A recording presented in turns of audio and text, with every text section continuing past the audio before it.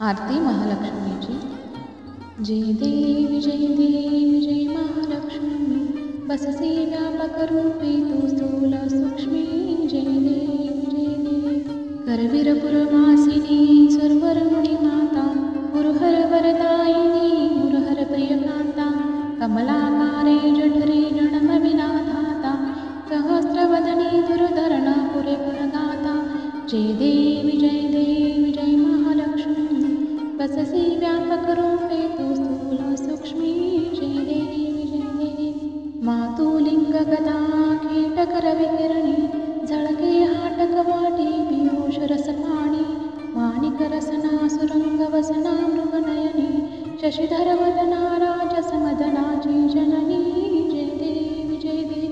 जय देवी जय महालक्ष्मी, बससी व्यापक रूपे तू स्थूल सूक्ष्मी. जय देवी ताराशक्ती अगम्य निज भजका गौरी, सांख्य म्हणती प्रकृती निर्गुण निर्धारी, गायत्री निज बीजानिगमागम सारी, प्रकट पद्मावती निज धर्माचारी. जय देवी जय महालक्ष्मी, बससी व्यापक रूपे तू स्थूल सूक्ष्मी. जय देवी अमृत भरिते सरिते अगदुरते वारी, मारी दुर्घट असुर भव दुस्तर दारी, वारी माया पटल प्रणमत परिवारी, हे रूप चिद्रूप तद्रूप दावी निर्धारी.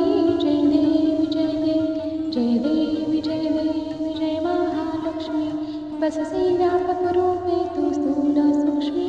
जय देवी चतुरानने कुशित कर्माच्या ओढी, लीलासतील माते माझे निज भाडी, कुसुमी चरणातळी पदसमणे क्षाळी, मुक्तेश्वर नागर क्षीरसागर वाणी.